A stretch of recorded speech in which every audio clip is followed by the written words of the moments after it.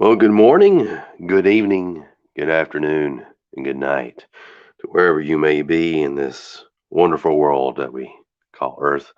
You are watching Sketching Past Midnight live, and I am your host. If I can pull up my little banner.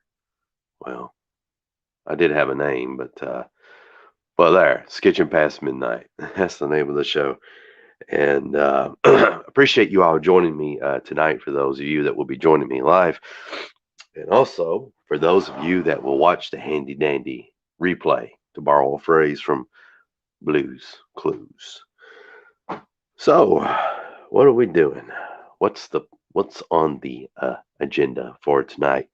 Well, I got a big thumbnail page here laid out for you, and I got it covering up some artwork that I'm uh, currently working on.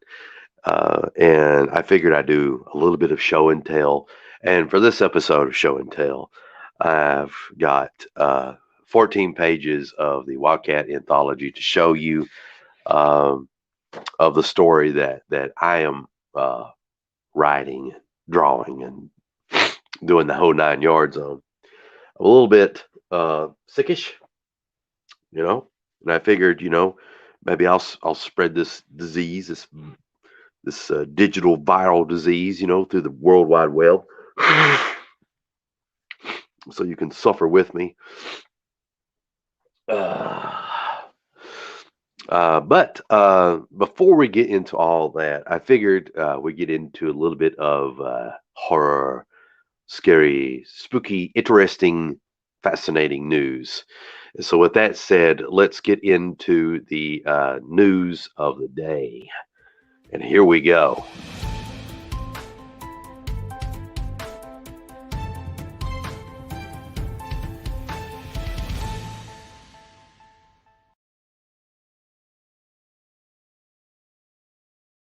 Well, hopefully you'll be able to see this fairly decent. Now, first of all, this is not cryptid news as I usually do, but the cryptids are a very interesting group of animals. They don't like to be found and they don't like to be seen, so it makes it very hard to find good cryptid news these days. And a lot of it, honestly, is uh, pretty lame.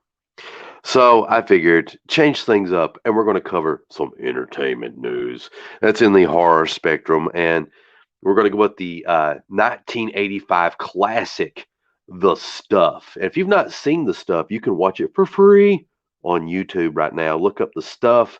It's a great movie. Uh, some may say it's cheesy. Um, I just think it's a solid movie. It's a great movie. Anyway, the headline reads: The Stuff, the director's cut of the 1980 movie, reportedly discovered with 30 minutes of never seen footage. I gotta watch this. And this is brought to us by bloodydisgusting.com. And the most excellent John Squires took the time to write this for us. And we got this image of the stuff. And be honest, if they sold this in stores, yeah, I would probably buy the stuff, and I think I would even go to the extra mile of consuming it, of eating it. Enough is never enough. The late Cohen tackled American marketing and consumerism of 1985's The Stuff, centered on a dessert sensation that begins consuming the consumers. Yeah, sickness. The film has been released to home video at various different points over the years, most recently on Blu ray by Arrow Video, but it seems a never before seen version of the movie is lurking out there. The Denver film team just tweeted about the surprising find today, noting that they made a remarkable discovery while looking through the 35mm reel of the stuff. The tweet continues: the print came from the Academy of Human Fluids, aka saliva from sneezing. The tweet continues: the print came from the Academy of Motion Pictures, Arts and Sciences, and actually the director's cut with 30 extra minutes of extra footage found anywhere else. Stay tuned for more as we learn it. The 1985 cult classic starring Michael Moriarty A delicious, mysterious goo that oozes from the earth is marketed as the newest dessert sensation, but the tasty treat rots more than teeth with zombie like snackers who only want to consume more of the strange substance at any cost begin infesting the world. And there's the stuff. So I guess that's pretty much it. We just got some tweets here, and yeah. So I do not know when the stuff director's cut is coming out, but I would love to see it. And that might be a good excuse for me to buy the stuff DVD, uh, assuming they come out with a director's cut. So with that said, that has been your news of the day.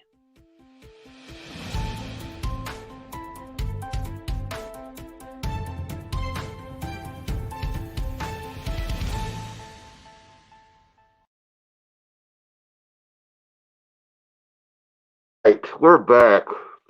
Snot and all. So let's answer a few comments before we get to the show and tell portion, and then we'll get straight into drawing. And these comments are from our most excellent friend, Sideburns. And he says, "Good evening, CB. Are you sick?" Yeah, I'm sick. I've been sick for like, I don't know, like a month and a half or 2 months. I think at this point, I think almost everybody on earth has had COVID and they've not even realized that they've had it. And I think it's just weakened all of our immune systems because let me tell you something, I have had one of the worst sore throats I've ever had in my life. It's like, yeah, you can't swallow because your throat's tightened up while also sore. And now I've moved on from that to like swollen lymph nodes. What do you call those little things in your neck? I don't know what they're called, but going on from that to to finally coughing and sneezing and that sort of thing. So that's where I'm at with that. Uh, Everybody's sick, whole family's sick. But I'm coming out of it, even though I may sound kind of a little funky. I feel like I'm at the tail end of this darkness. Our most excellent friend in TM Comics is Hail. Hail to you as well, good sir. All right, let's go ahead and get into the show and tell. And I guess what I'll do is I'll move this out of the way and show you the progress on the anthology. Now, what I'm getting ready to show you, some of these pages you've seen, but I think most of them you've not. Um, Pretty much everybody in the secret, super duper private Facebook group of the Wildcat Anthology have seen all these pages.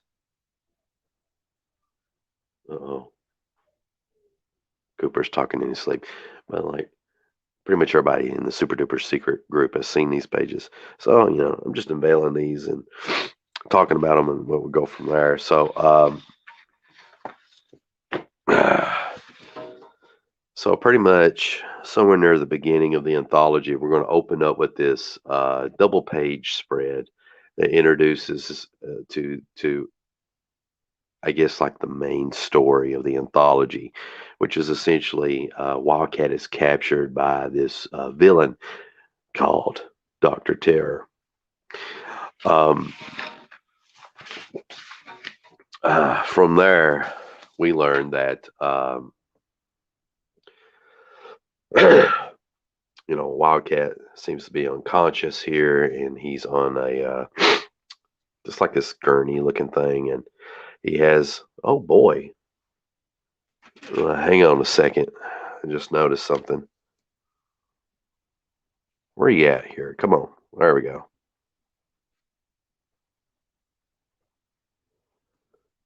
I didn't ink his feet. So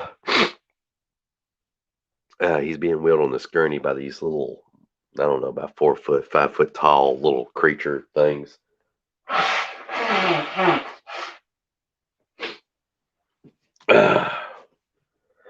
And they're taking him down this hallway and pretty much describing everything that you see in the panels. But I promise I'll go through this quicker, getting a kind of gander of them. And down here, look here, I didn't even ink the wheels. I'm going to ink the wheels. Gosh, sometimes you get in a hurry with stuff and you just kind of, whatever. Ain't nobody going to give a crap about a wheel. But so I got him down here in this laboratory, and then this might not be painfully obvious, but this is where we get our first glimpse of Dr. Terror, even though he looks an awful lot like the little creature things. Dr. Terror is like, gosh, like he could be anywhere from 6'5" to 7 foot tall. He's a tall guy. I've drawn him short before too, but that's kind of where I'm going with him. He's a tall dude. He shoos away the little creature dudes. And shoot, I'm out of order again. Here, let me find my pages. I'm missing a page. Yeah, I sure am. Hang on. Let me open up my man purse over here. Figure out where it went. Where's my missing page?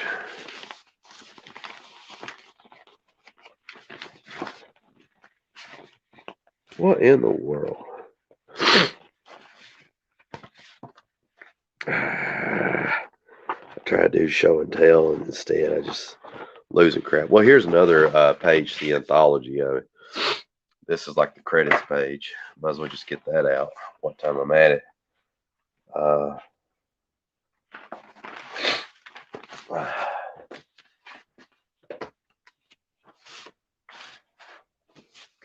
swear,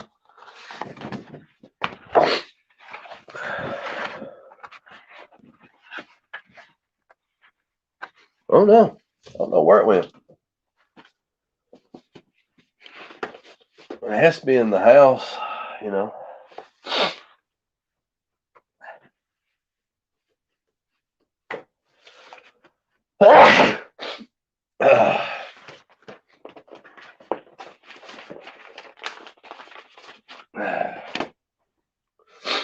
All right.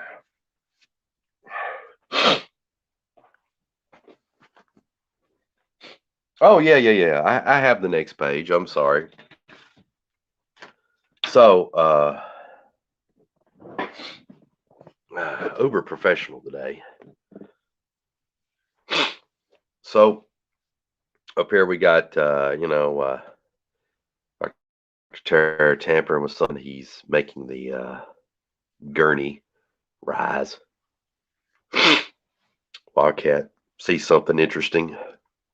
Eyes bugging out of his head like Total Recall, and down here we got Dr. Terror not too pleased that he sees his face, and then we get this bit here where he's changing into his usual attire, and now we get our first kind of semi-full glimpse of Dr. Terror. It's not the way that I like to introduce characters, but I was kind of focused on, telling the story and that whole bit. So,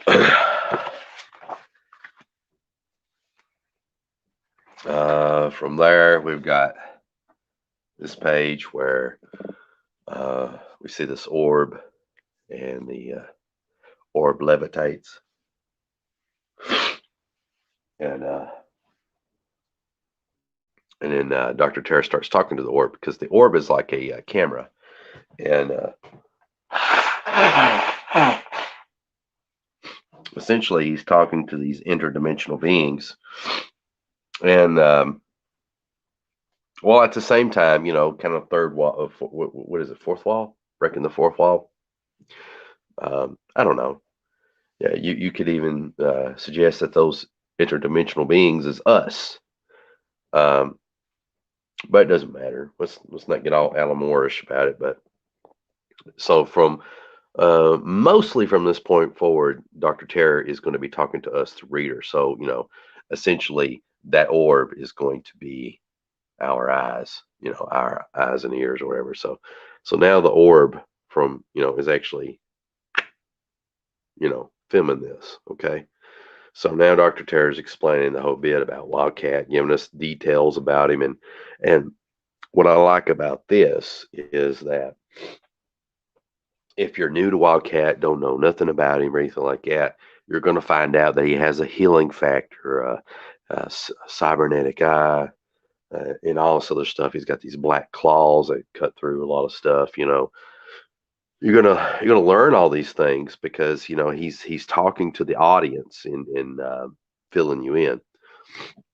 And Dr. Terror wants something from Wildcat. He's wanting to retrieve some information that's very vital and important to him. He's looking for something, and he seems to think that piss. He seems to think that Wildcat uh, knows where it's at. So, one of the first things he does is he starts drilling into Wildcat's head. I like this panel. That's a good one, I think. The black panel kind of represents, in a way, like a change in the story, and also him sort of blacking out. Um, and then what will happen is, let's say, just for example, off the top of my head, let's say like R.J. Johnston. He has a story, right? And we could say hypothetically his story would be right after this. So there'll be 8 pages of RJ's story that would happen next. After his story wraps up, we come right back to the story that I'm working on here. And we got another one of these blacked out panels, and then Dr. Terror talking to us, the audience, once again. And then the drilling resumes, and this is where this transitions into another. I really like this middle panel. Another story. Now, let's say hypothetically, it could be the next story would be Jan's. It could be Jan's story. So we get at pages of that. After that is over, we come into this.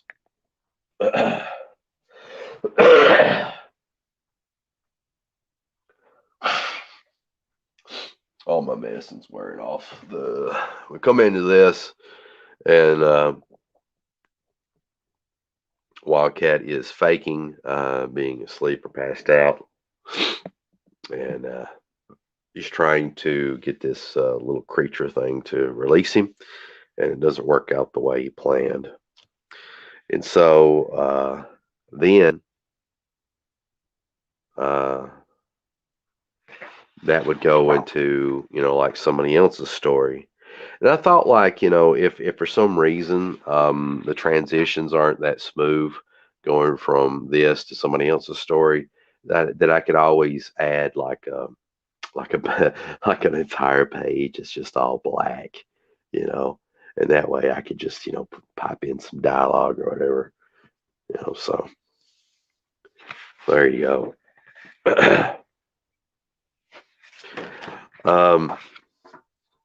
Here we've got this top panel that's so could have been a little bit better, but it's one of these things where, like, if you don't know how to draw something, you don't know how to draw it till you've drawn it. You know what I mean? So maybe hypothetically the next time I draw something like that, I can do it better. But anyway, overall, I like the layout of this page. I like the fact that the bits of shadow, like everything's kind of shadowed here, light, shadow, light, and I think to the human eye, it's like a really good aesthetic, maybe, or maybe I'm looking at that wrong. I don't know. But we get down here to this panel, and I think that's pretty cool. Looks really good. Through the camera. Usually stuff looks better in person than how it does through the camera. But I have to say, actually, for once through the camera, this looks really sharp.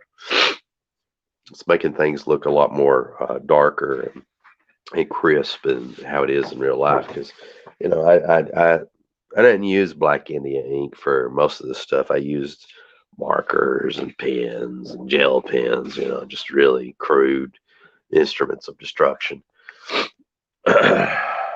So let me see here. All right, so this is another one of those filler stories that goes in between like somebody else's story. So Wildcat's wake and Dr. Terrace talking, and now he's packing something. He's packing a helmet, and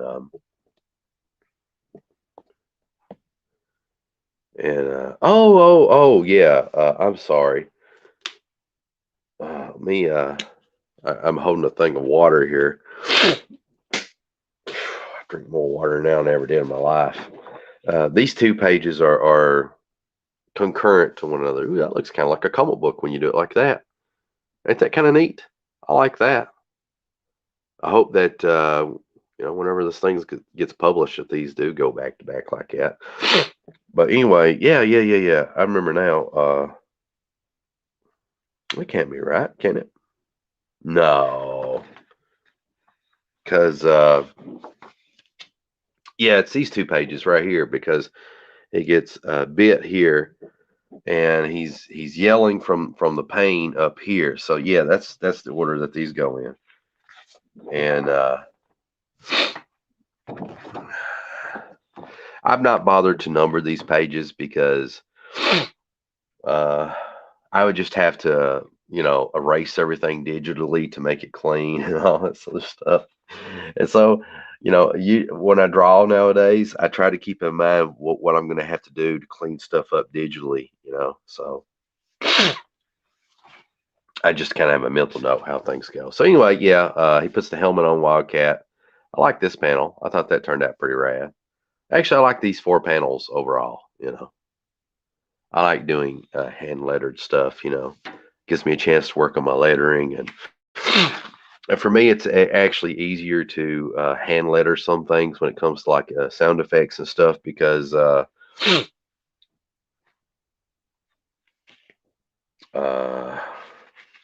well, I don't know. It's like when you try to do stuff digitally, sometimes the software and stuff won't cooperate with you, and you have to figure out stuff. And it seems like it shouldn't be that hard. So anyway, even though I've kind of got the pages a little out of order, um, after we come back from somebody's 8-page story, we see Dr. Terra typing, and he's talking to the audience again. And now we see him getting a regular hammer off the table, and he's kind of piddling with it, doing his thing there. And here I started some speed lines. I actually drew a lot of cool speed lines here.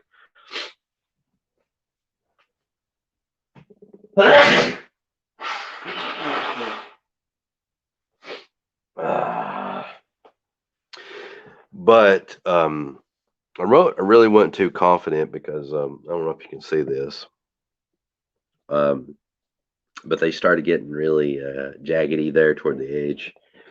And normally, I wouldn't do that if if I wasn't too concerned about going beyond the border. I could actually do pretty good, or at least I think so anyway. But I lost my confidence that I got that jaggedy stuff going on. So I decided what I would do is digitally, I'll just come in, delete that, and then I'll just add speed lines behind that. So then we get this gnarly thing of the hammer coming down, and hopefully, I don't know. You're not really for sure what Dr. Terror is hitting, other than it is organic, I would assume, and it's just you know it's obviously I think it's obvious. I don't know about you guys that it's Wildcat. So then we get another 8-page story by somebody else, and then when we come back, we've got this. So thought this top panel turned out pretty well overall. I wanted to show Wildcat broken, bloodied, and bruised, busted up.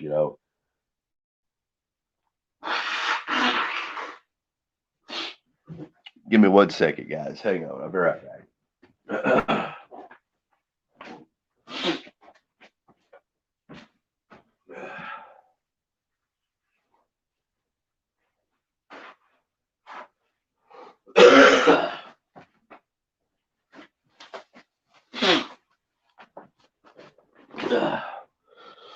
I had to get another paper towel. That other one becomes so wet it's almost like a wipe. You like that? You like them gory details? You've come to the right place. So, some of you may say, CB, but doesn't Wildcat have like a healing factor? Yes, he does. But uh, in this story, Dr. Terra is using a type of radiation and uranium to break down Wildcat's healing factor to where it's almost normal. And so, hypothetically, I guess it could kill him. So now this bit is a little bit confusing when you first see it, but I want you to keep in mind this, that when I go to do some digital stuff with this, uh, see this right here this is Wildcat's nose, his mouth right here. And this is the back head of one of those little golem things. And so I'll probably shade this, like zip tone this, zip tone here, zip tone here. Okay. So that way you can see that there is um, a background element.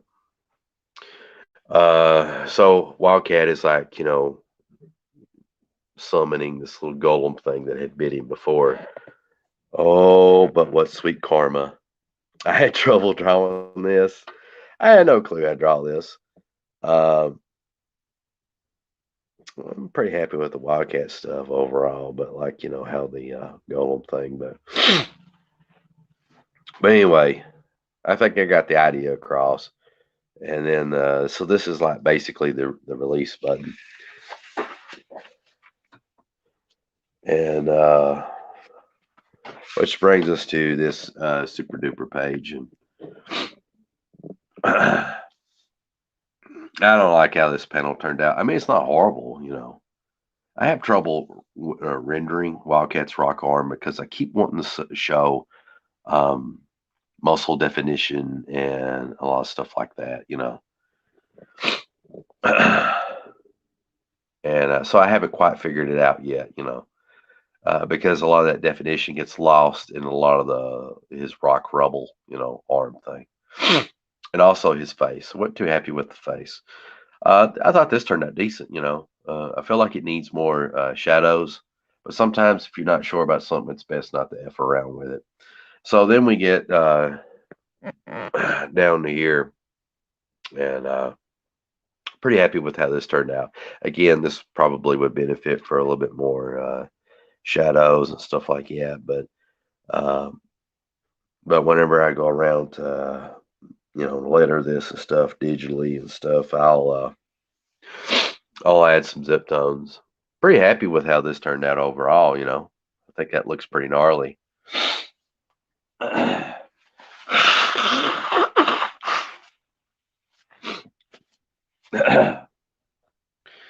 Then we get this bottom panel of Wildcat just standing there. Come on now, don't start getting blurry just because you want to do it for the hell of it. But we got Wildcat just standing there, just you know, just being a bad A. And so there's that, and we've got the thumbnails here. That's what I'm working on. And this is where I'm going. I think I'll make this one a double page thing. Yeah, I know it's going by pretty quick here. You can't tell what the hell's going on with these thumbnails, but I guess that's the point. So here we are.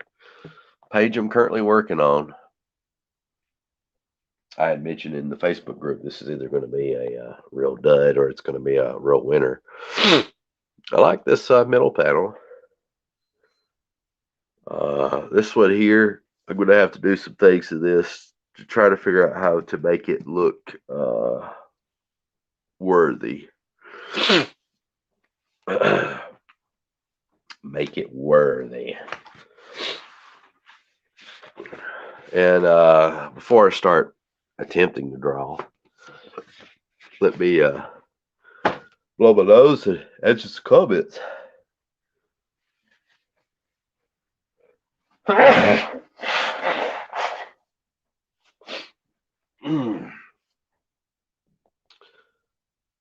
Let's see.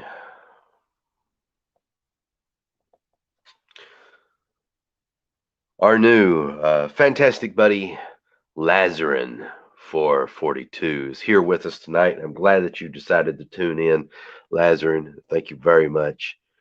Uh, and I know it sounds like I'm being what is that, insincere, but I'm being very sincere. It's kind of hard for me to summon enthusiasm. I just ain't feeling it. But Gesundheit, he says Gesundheit. I think that's what. Yeah, Gesundheit. So, where's my water? Gotta have this for the sugar. Get all these sugar problems. Can't drink what I want anymore. Eat what I want anymore because apparently, get sugar problems and you're more prone to get sick and dying. Well, that's fun.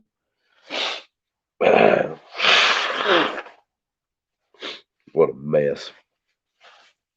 It's hard to draw when you're sick and stuff. You don't feel like it.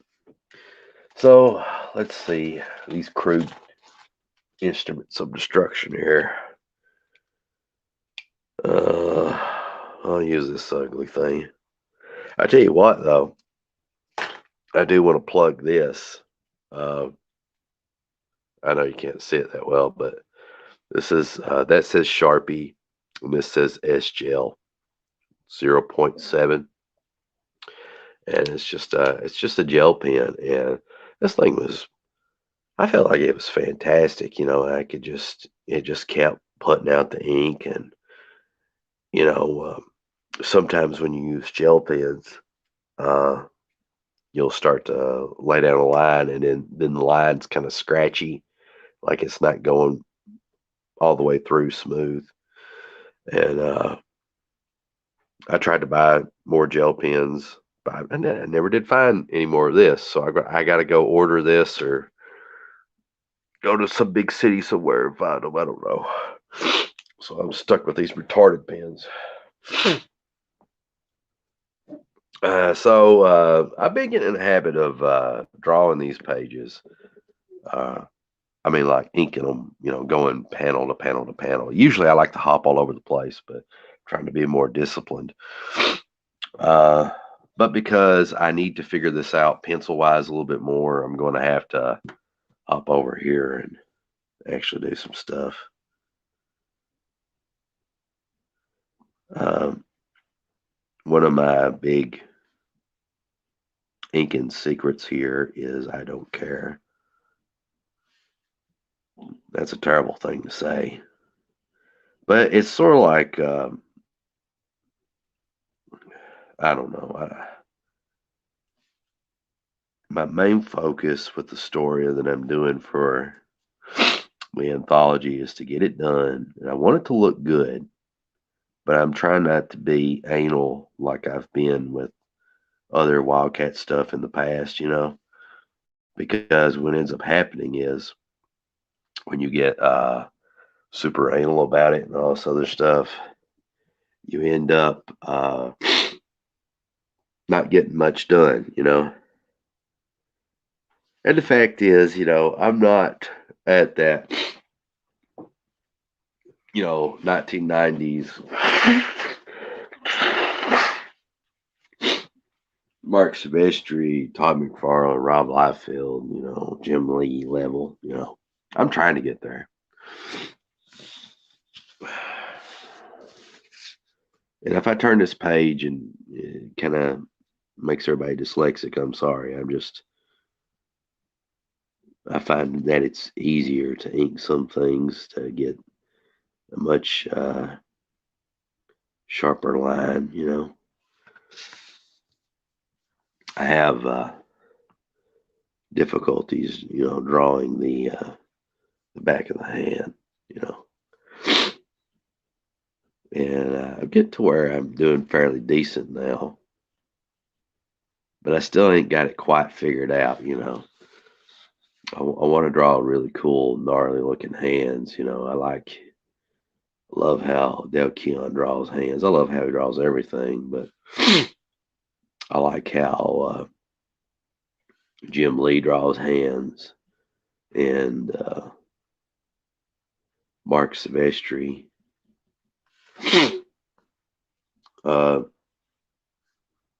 I like the details that both those guys add to hands, and Silvestri's hands was just so interesting, because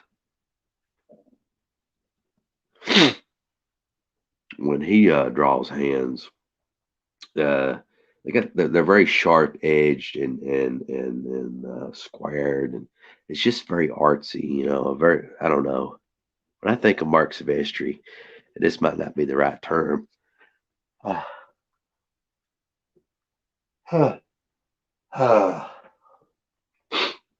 oh, I had to sneeze, it went away, but I think Americana for some reason. I don't know why. That's kind of dumb to say, but I do. It's just he's got a very interesting style, very scratchy style. I can see where he gets all his stuff from John Buscema and a little bit from what is that guy's name? He was a big dude in the '80s.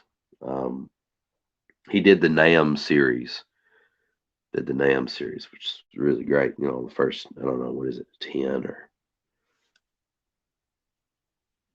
13 issues or something. Michael Golden, yeah. He picked up some things from Michael Golden, and I think he also picked up some stuff from Jim Lee, in terms of details, cross hatching, a little bit. Um, and I think that he picked up some storytelling techniques from Rob Liefeld. And that's how, when he started drawing Cyberforce, that's the reason you started getting a lot of the stuff where he would uh, he would draw a page in almost every page, not all. He would draw at least one big thing per page. So, and it really helped his art, in my opinion. It made it more cinematic. I mean, his old stuff was extremely good storytelling, but when he went to Image and he did Cyberforce, everything started popping in a really nice way, in my opinion. Let me answer some more comments. Our see, I need to think of some more descriptor words. I like these descriptor words that Stanley uses, like incredible, the fantastic, the amazing. I'm going to use the amazing. The amazing, Josh Fox. You're doing a good job with conveying emotion in his face. I struggle with drawing monotone faces. Are you saying that you struggle, well, to draw monotone faces, or do you mean like you feel like when you draw faces they end up looking monotone? But you know, thing is, I guess I don't know. I'm a guy just learning like all of you, but just everything takes practice. Um, right now, I'm trying to work on my women, and I've been all over the place with it. Studying Arthur Adams and geez, I don't know. Paleo, Pantana. I can't remember. I don't know what the dude's name is. I'm terrible with names. If your name's not John Smith, I'm going to mispronounce it. That's just how crazy I am. But I love that guy's the way he renders women, and there's a couple other people that I've been studying. Used to do study art gym for a very short while, and then Loish, whatever, however that's pronounced. Uh, but J. Scott Campbell's the guy I've been studying here lately, and I'll show you. Give me like 2 seconds here. Well, give me 10. Okay, 10 seconds.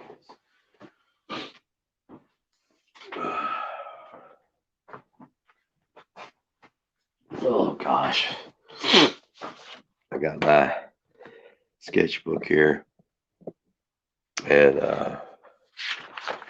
let's see. I guess I'll start with. It don't matter what. We'll start with this page here, and some of these look like Campbell, and I feel like this one turned out looking quite a bit like Campbell, and rest of these are kind of duds, but like this one, that turned out nice. But just drawing a lot, and the way I'm treating my sketchbooks books nowadays is like I don't use them as these monuments of perfection. I treat them as somewhere where I go take a literal dump. Well, not a literal dump. Obviously, these pages be smeared in poo, but it's a place where I go to figure out my genius. And I don't say that with vanity. What I mean is I try to find myself. Try to figure out who I am as an artist, and try to learn. And during the day, I work on these Wildcat pages, but of the night, I'm doing a lot of stuff like this, where I'm just trying to learn. And then you see here that that the J. Scott Campbell stuff is coming together a lot stronger. Like with this face. This is actually like a different artist on Pinterest. I don't even care. Like if I see something and it looks good, I just sit there and I just start I start drawing. And this one's Campbellish, but I think a little bit of John Buscema's coming out in me, because I've studied him at one point, and if you study Mark Silvestri, that's going to come out anyway. Just came out pretty good. And then I was working on, that's just whatever, but snuck in like some manga mouths. I was trying to think of some very expressive ways to do some manga mouths, and I think I may have one more page here. Let's see. Now this one's pretty bad. This is really bad. There was all this stuff is just stuff I've seen on Pinterest. Okay. And with the exception of this one, well, this one turned out all right, I guess, but pretty much all of these pale in comparison to the ladies I saw rendered on Pinterest.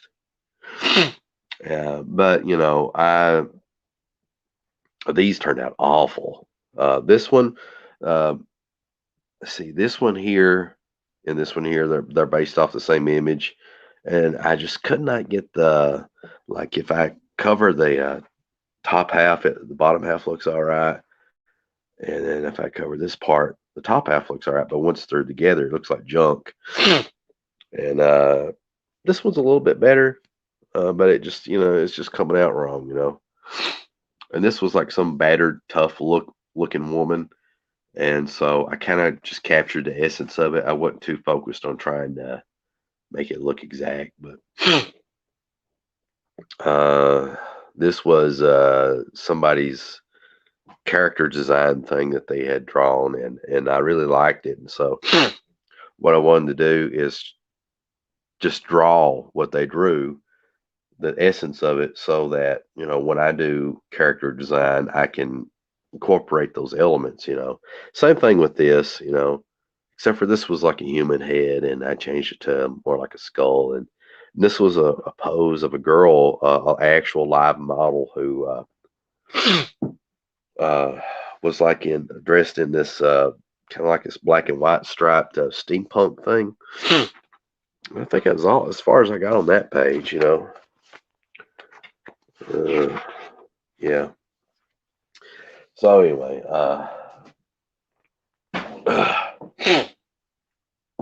here we are. But hang in there, brother. Just everything takes a lot of work, you know. But you don't need me to tell you that. You know how it goes.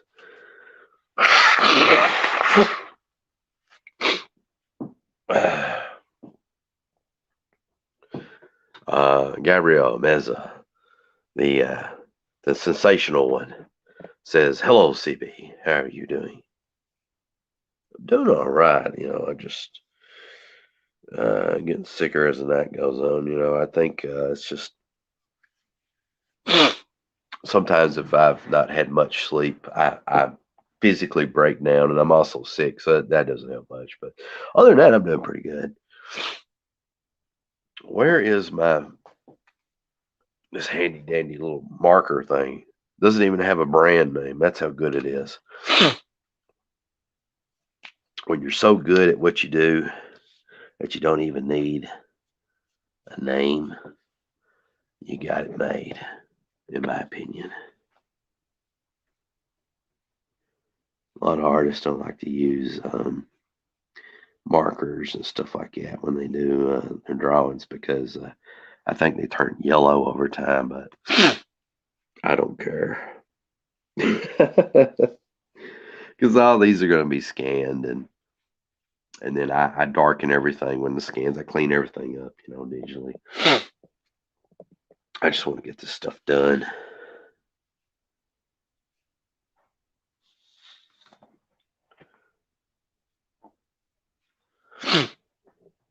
Okay. Let's see. Most excellent friend, Dispain Comics writes, check out Louis Royo for drawing the ladies.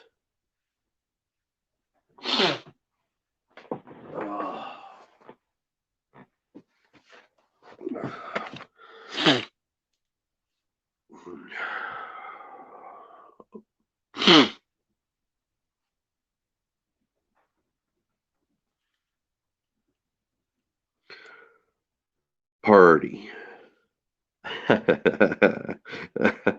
Oh gosh. Party ladies. Will do.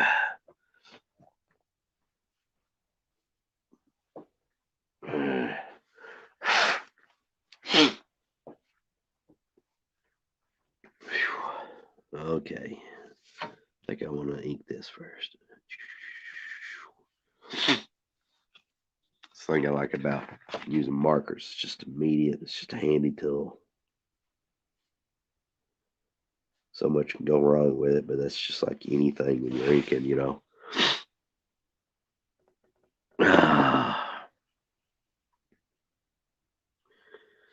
You know, this live stream, like all my live streams, isn't really well planned out. You know, I just really wanted to talk to y'all, you know. And it's one, you know, of YouTube, live stream is one of my most favorite things to do, you know. I've said it time and time again. It's like being like in a studio, you know, get your buds with you and you're all working together, making something, you know. I like that. I think that's pretty cool.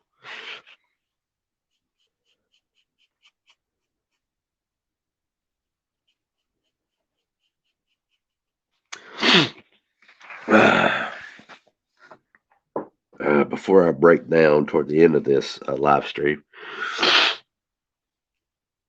would you be interested in hearing me talk about a little bit about philosophy? One of my favorite subjects.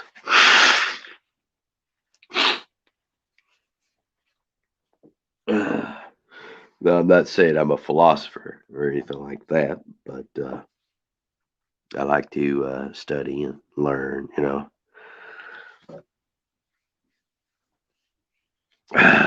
You know, some of my favorites is Socrates. Marcus Aurelius is all right, but from memory, I'd have to dig his book back out. You know, a lot of his stuff was very repetitive, you know, because seemed like he had oh gosh, like 5 or 6 core concepts that he just repeated over and over and over, but phrased in different ways, you know. But anyway, talking about philosophy and studying a lot of these old books. Well, you know, not actually reading them, a lot of audio stuff, you know, through YouTube and whatnot. You can also check out a lot of these stuff on like these free audio books that you can get that are public domain that are done by LibriVox or whatever. Um, but books such as like I don't know if it's 1928 or 1923 or something like that. It Works. It's one of the early mental things that came about, and a lot of people like Earl Nightingale picked up on it and expounded on the principles taught in it. And it's a lot about your mental state, a lot about it actually borrows from Stoicism, but I'm not going to get too much into that. But um, but the point is the mental stuff, like focusing on what you want in life, setting goals for yourself, and just going out there and making it happen, you know. But one of the most important things that you can do when it comes to uh, trying to become a success, and I'm not a success by a long shot, I'm just telling you what I, you know, research and that sort of thing, is you got to know where you're going.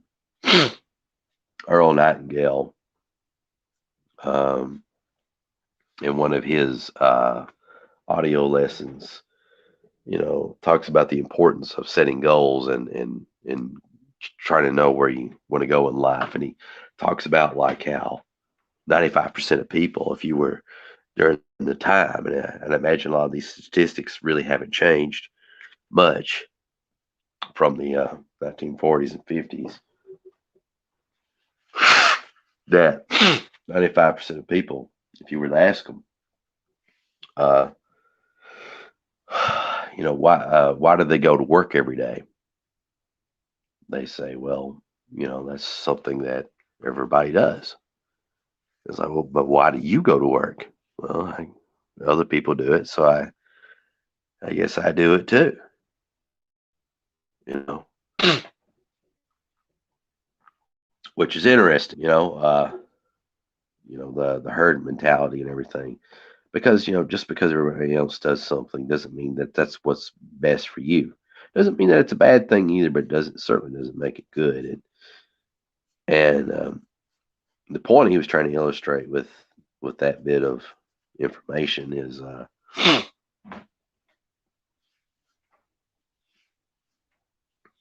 to think, you know, is to know what you want in life. He talked about like a ship that's in a harbor, and he says, you know, having a goal is very much like having a ship in a harbor where you have a destination, you have a captain and a crew, and you go to that destination, you know, as charted, and you have a good time and all this other stuff. You know, if you got the goods to deliver, they're delivered, and if you have people, it's a cruise ship. You got to take them somewhere. You took them somewhere, and everything works out according to plan. But but having no goal in life is very much like going to the same ship in a harbor, removing the captain, removing the crew, pulling up the anchor, turning on the engines, and just setting that thing on full blast with no goal, no destination, no crew. And that ship is lucky if it doesn't sink. And more than likely, if it doesn't do that, it's going to end up stranded on some beach somewhere, a derelict. And that's pretty much what it's like, you know, for most people when you don't have a goal for what you want to do in life, because, you know, you're essentially without a crew, without a captain, without a destination. You're just floating by, and you know, in life aimlessly. So Earl Nightingale talks a lot about uh, knowing where you want to go, trying to figure that out. So one of the things he encourages is that you sit there and you make a list of everything that you want in life, anything that you want, doesn't matter. Do you want to? What do you want? You want a PlayStation 4? Write it down. You want a bag of candy? Write it down. You want a red Ford Explorer 4x4 or Dodge or something? I don't know. Whatever. Write that down. You want a new house? Write that down. You want a whole harem of wives from the Middle East? Write that down. It doesn't matter what you want. Just write that junk down and make the list as big as possible. And then once you get it satisfactory, it doesn't matter how big the one is or how little. Start narrowing it down to what you really want, what you really, really want, what you honestly want. And then once you get that list whittled down, start of the night before you go to bed, look at the list, meditate on it, think about it, go to sleep. First thing when you wake up in the morning, look at the list, think about it, and then go about your day. And as you go about the day, periodically be thinking about, meditating on those things that you want. And you know, in that 1920s book or 1930s book called "It Works," you know, it encourages you to not share what that is with anybody, to keep it, you know, secret. I'm not sure why that is, unless it's like some weird subconscious tick to where, you know, you tell people what you want, and all of a sudden it's almost like you're asking for help on a subconscious level. So you're no longer actively trying to uh, look for the opportunity and actually work on your own behalf to achieve that goal, you know. So maybe that's why, like that 1930s or 1920s book called "It Works" doesn't want you to tell people about what your goals are, you know, not, you know, your big your top three goals or whatever, you know. But yeah, and you just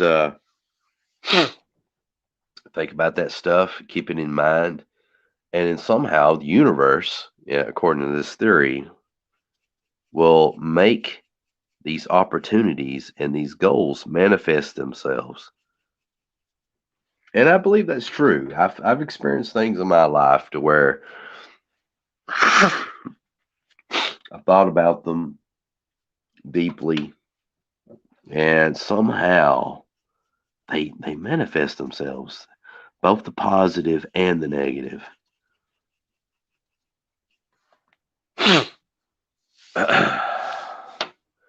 So I think that's pretty interesting.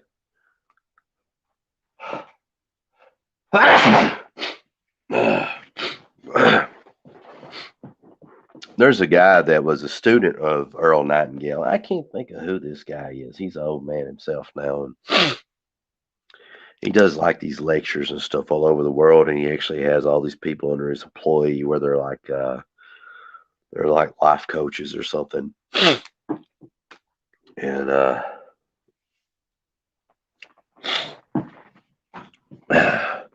he talks a lot about changing your paradigm. You know.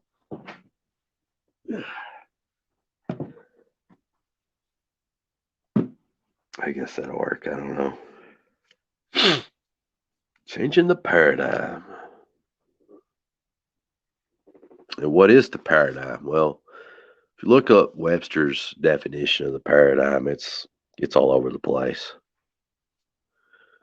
But the way this old guy is, whose name I cannot remember, the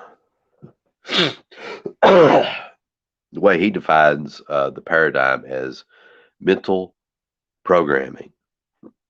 mental programming, and specifically subconscious programming. That's all it is in a nutshell. And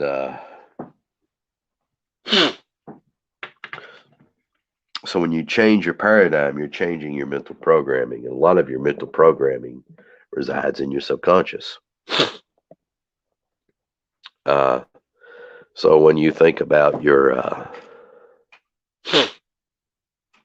I just need a brush. Any brush, don't matter, I guess. Does it matter, guys, what brush I use? You'd be upset with me if I used the wrong one.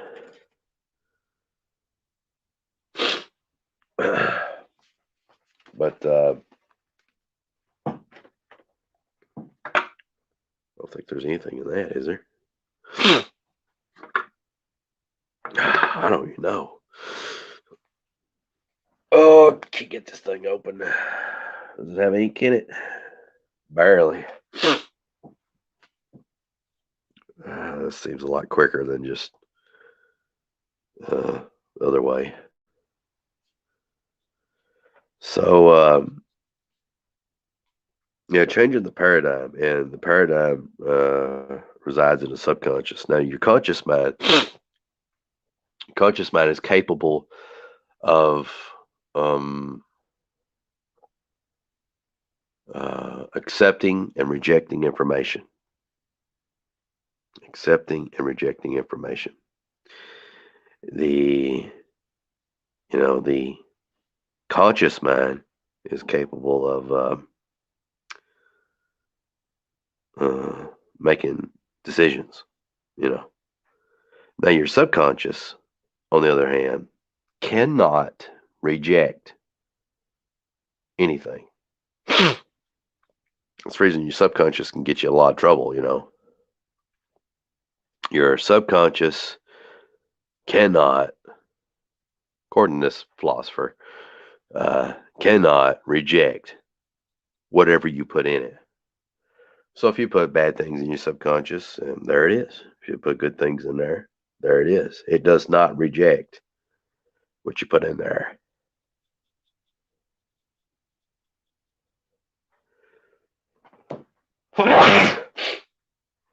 So if you're wanting to make big life changes, according to this old guy philosopher who's a student of Earl Nightingale, you need to change your paradigm, your mental programming, which resides in the subconscious.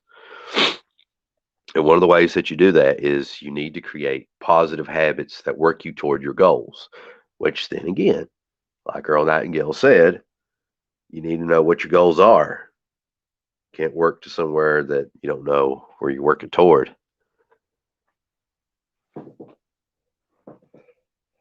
I don't know if using this damn brush is quicker or not, but there it is.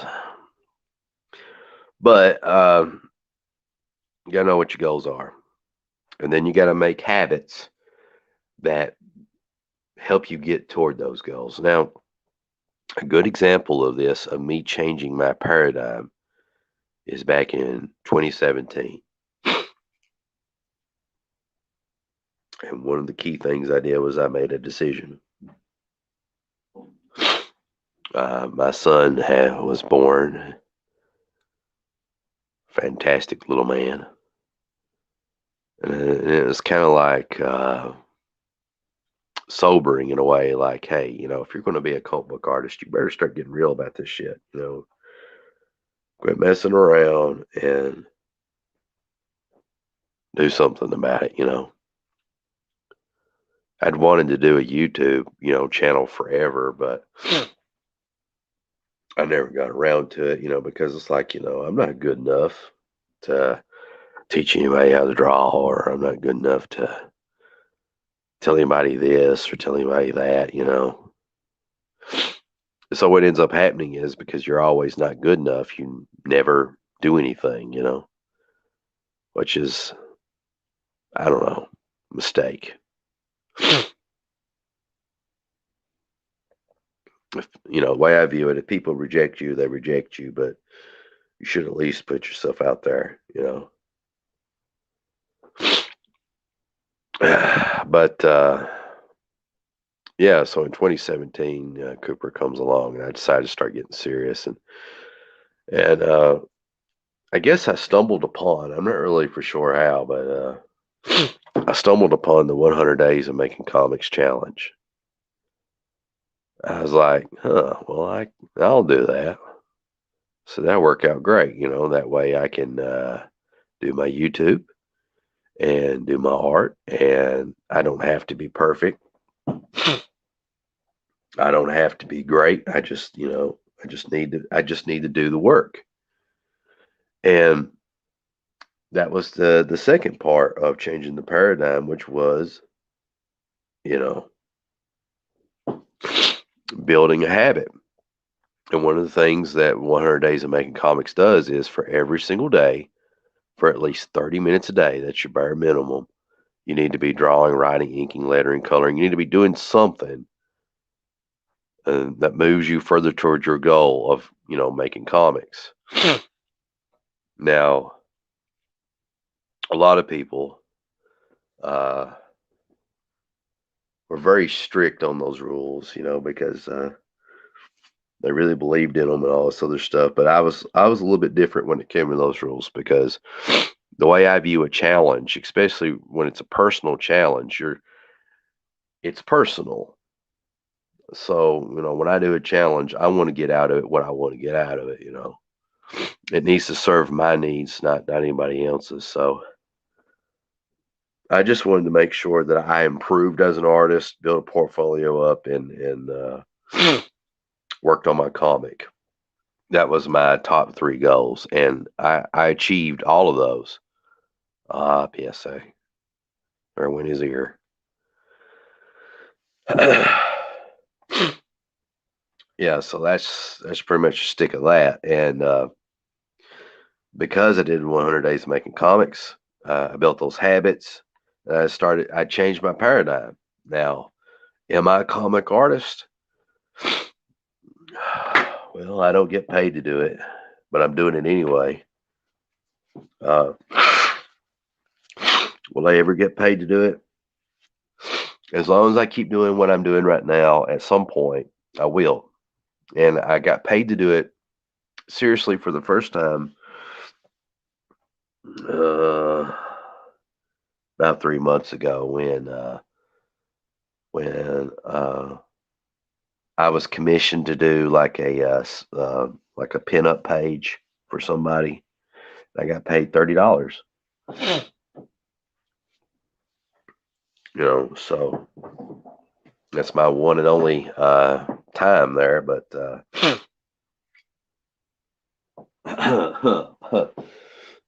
but there you go.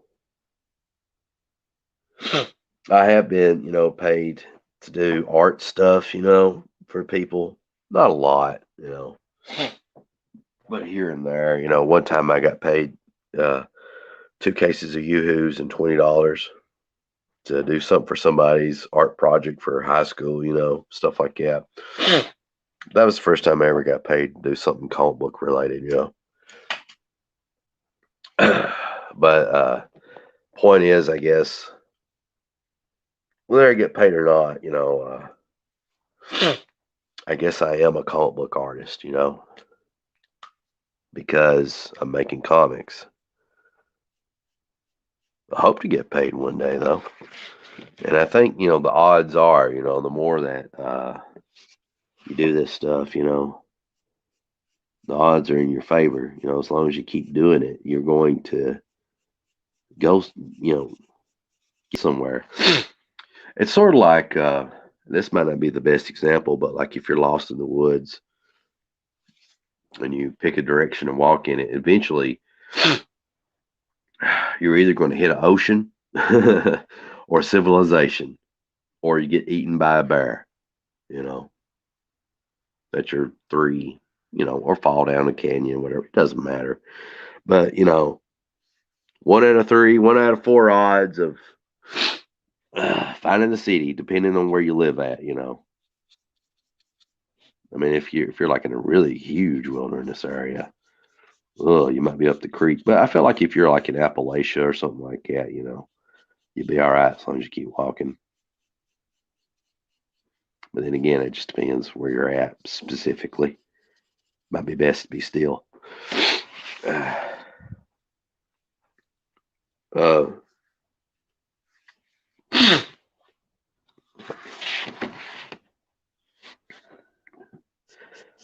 so anyway, yeah, changing your paradigm, and that's an example of how I changed my paradigm. Because before that point, I was a massive daydreamer. I still am. It's a struggle, and the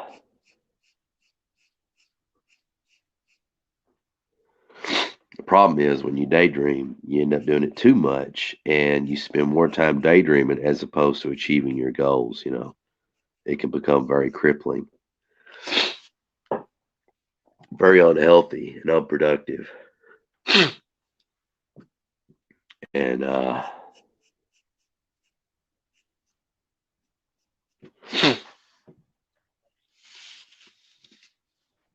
that's the reason you got to do something every day, or at least every other day. But I say every day to make a habit toward your goal. So if you're a writer, you need to write 30 minutes a day. If you're an artist, you need to draw 30 minutes a day. If you're an inker or letterer, I don't know, whatever it is, if you're wanting to get into bodybuilding, at least do something 30 minutes a day where you're lifting weights. You know what I mean? You need to do something.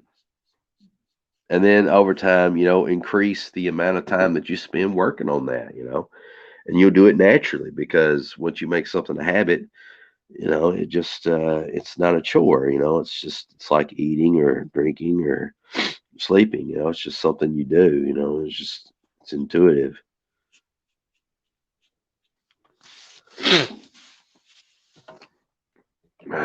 Zoom out here.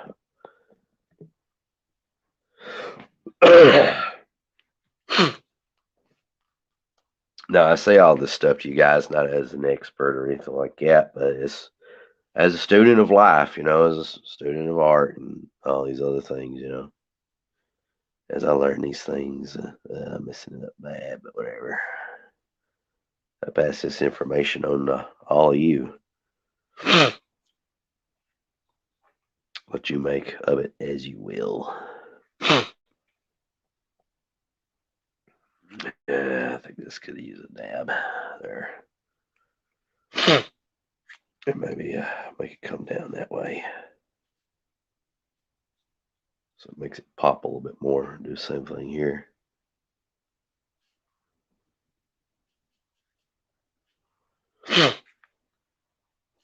Yeah, you couldn't even see what I was doing. I was working on his pouch. I'm sorry. Let's see. All right, so let's see here.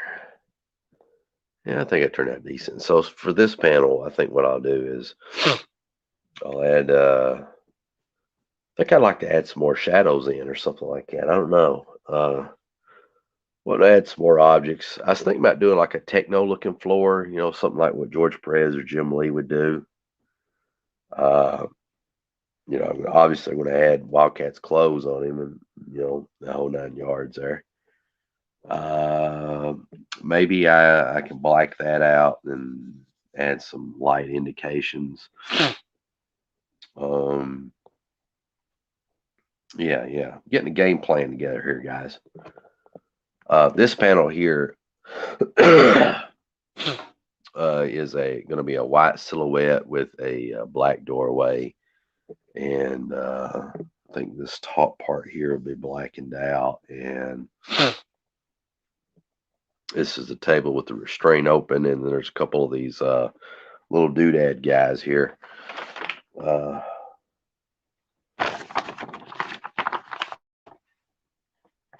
Straighten up camera. See that that panel there on the far right? That's pretty much what it should look like overall.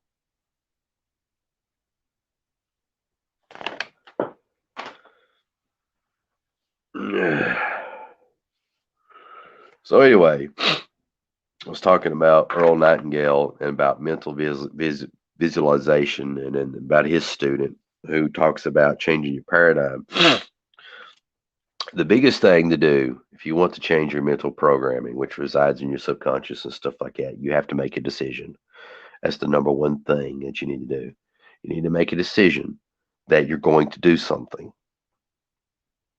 Your conscious mind needs to make a decision like, I'm going to lift weights. I'm going to draw. I'm going to ink something. I'm going to color, paint something. I'm going to uh, diet. It doesn't matter. You're going to do something, whatever that thing is. You got to make the decision to do it. I mean, not like, I think I'm going to do it. It's got to be, I'm going to do it. I mean, like, you're being honest with yourself. You're not telling anybody else. You're just telling yourself, like, I'm going to do this thing. And you do it. And then you've accomplished the biggest part, which is making the decision. Because once you make the decision, everything else starts to fall into place. And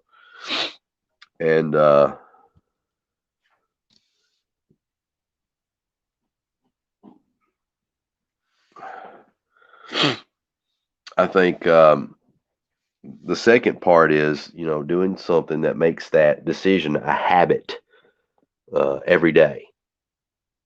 Because now you're building toward your goal. And you got to have a goal. That's the other thing. So I guess in order it would be have a goal, make a decision, and make something a habit every day that builds you toward that goal. And that's how you start to change the paradigm, your mental programming in your subconscious, because then you're putting new information into your subconscious that this is normal. This is your everyday thing. And your subconscious, what it does is it wants to make that thing that you find it a necessity to do easier. So what it does is, it's sort of like if you train in martial arts and stuff like that, and the whole 9 yards. They talk about muscle memory and all that crap. And but that's some of your subconscious there kicking in to help it make it easier for you to do blocks and kicks and punches and stuff, so your response time's quicker, because if you make a habit of practicing something a lot, that your subconscious says, well, this must be something really important to you. So to make it easier, I'm going to just, make it second nature to you. Does that make sense? And it's really important that you get your subconscious on board with whatever you're doing. Um, your conscious mind is your Spock mind. It is your what do you call that? Your critical thinking mind. Your logic. It's your logic mind. And the subconscious is your emotional. It's your emotional mind. You want to hear something else that's mind blowing that I've been studying, researching, looking into? Okay, I'm glad that you asked. I'm glad that you're all behind this conversation. Um, in these studies that I've been doing, about mental power, which I totally believe. I've always believed in, but I just recently discovered Earl Nightingale and that book, It Works, and all this stuff here lately. It's kind of like confirmations of what I believe, but more of a push to further develop these things and figure them out. Um, damn it, I lost my train of thought. Got too wordy and I forgot what I was saying.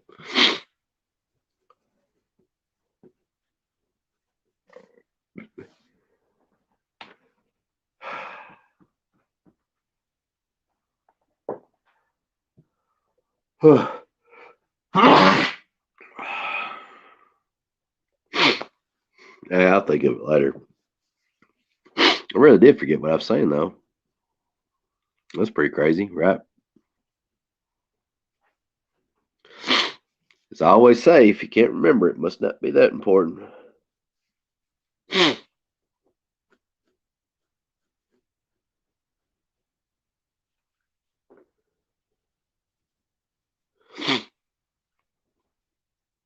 Come on, camera, focus. I guess it's where my hand's in the way. It just kind of wants to go rogue and do its own thing.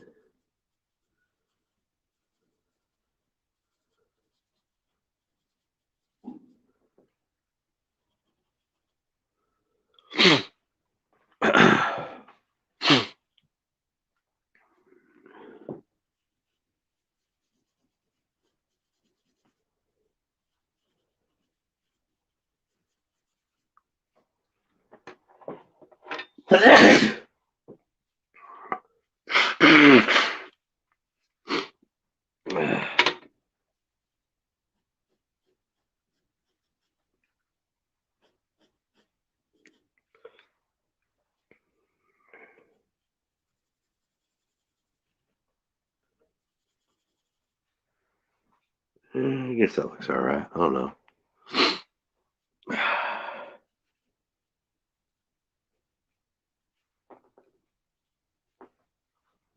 Zoom out here.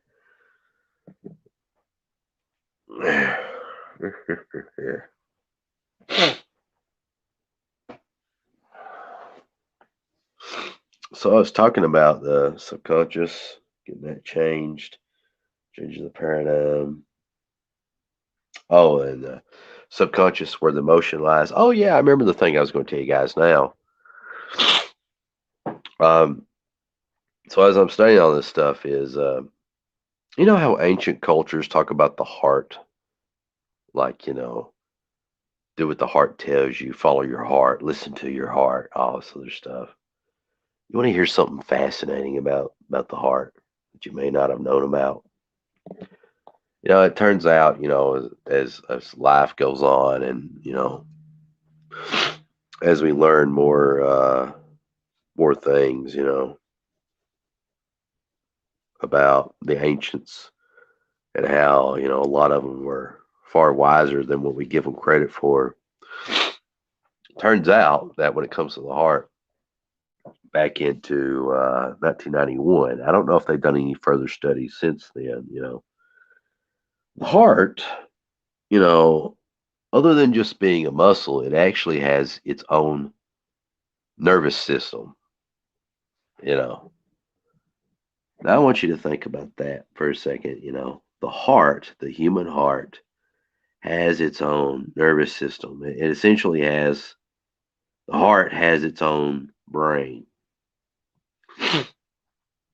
which I think is extremely interesting because think about the consequences of that. If the heart has its own brain, does it think? I've heard some people argue that to that point, that some philosophers say that when you get ready to make a critical decision in your life, something that you're not really sure about, and you think about it and you think about it, the best thing that you can do is put your hand. I don't know this because I've not tried it myself. It's something to try later on. But take your hand and put it on your heart when you have a very difficult decision, and you asked your heart, like, hey, what should I do? What do I need to do? And your heart, according to this philosophy, will tell you right away, like, you need to uh, do the thing. You need to quit your job, or you need to take that job. You need to go out with this person. You need to, so forth and so on. Whatever it is, whatever that difficult thing is. See, your conscious mind is not wired that way. Your conscious mind is busy weighing the pros and cons. It does all these things. And if we are to believe that about the nervous system, apparently, according to this 1991 study of the heart, and extrapolate further that it thinks that the heart is linked to your brain, and that the heart has memories, then think about it. Like the heart, it becomes a necessary part of thinking now, and making decisions. So your brain weighs the pros and cons, tries to figure stuff out, but you got to ask your heart where you want to go. Isn't that crazy? Isn't that just interesting, fascinating? I think it is. um, I think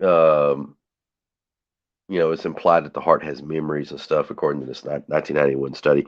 But I will go you one further. Now, this wasn't linked to the study, but I seem to remember, and I'd have to look this up later, that somebody had a heart transplant a decade ago. And this person, after they had their heart transplant, all of a sudden they knew how to play piano. They their taste in foods changed. I mean, like a whole 9 yards. They didn't have quite a total personality change, but like the personality did change. And now this kind of makes sense, because essentially a part of somebody else, part of their spirit, part of their memories lives on in that other person. And I think that's interesting, endlessly interesting.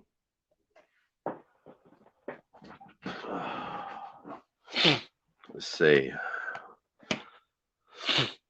Our fantastic friend Josh Fox writes, look up the enteric nervous system.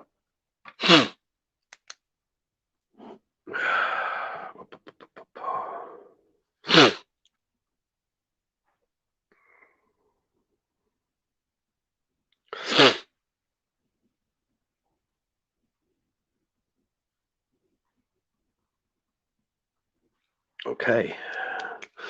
Will do. I'll look up these two things tonight before I go to bed and get ready for hot keto tomorrow. Spread my disease. Drink me a whole big bottle of Dayquil, baby. Okay. So, parting thoughts, anything like that. I hope you like those, 14 pages that I've done so far with the Wildcat anthology. I haven't shared anybody else's contributions because I don't know. I don't know if it's like a morally right thing to do or anything like that. And I think it's also like a kind of a good idea, you kind of have a few things kind of secret. Um, but everybody's contribution that's contributed to the anthology so far has been really cool. I really like it. And I think you will too. And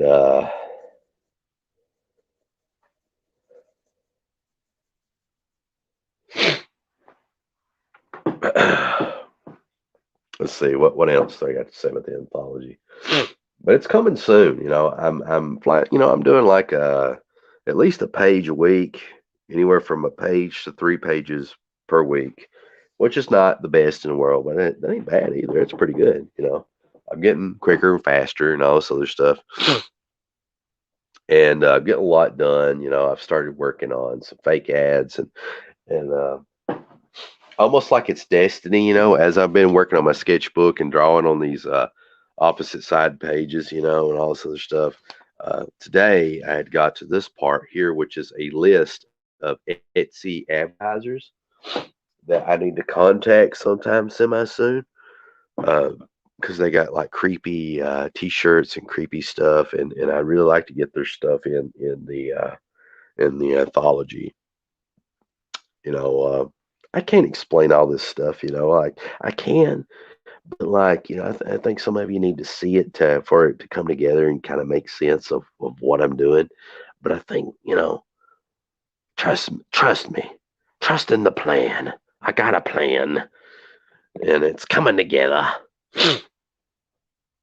Uh, one last thing. I just want to say that much love to y'all, and be good to one another. One another, be the tide that rises all ships. Be the change that you want to see. You know, there's like this new expression that I really like. Be brave, be bold, and mighty forces will come to your aid. You know, carpe diem, friends, and I'll probably see you in the next video. And before we go, you got to see this advertisement. I love it.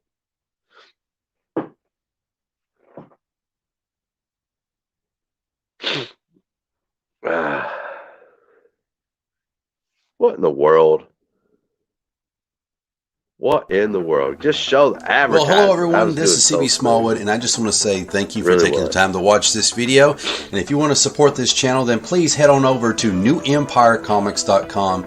Again, that is newempirecomics.com. And the most important thing that you can do right now, other than hitting like and subscribe to my YouTube channel, is do this. Click on the Join the Mailing List button so that you'll be the first to know when our comics are being crowdfunded, exclusive free goodies, news, and more. You can also click it here, which will take you to the mailing list. Sign up, just put in your name, your email, hit subscribe, and you are done. So if you want to be notified when I launch a crowdfunder, or whenever I'm giving away something for free, which I may do on occasion, this is the way to go. Thank you for taking the time to watch this video, and thank you for your support.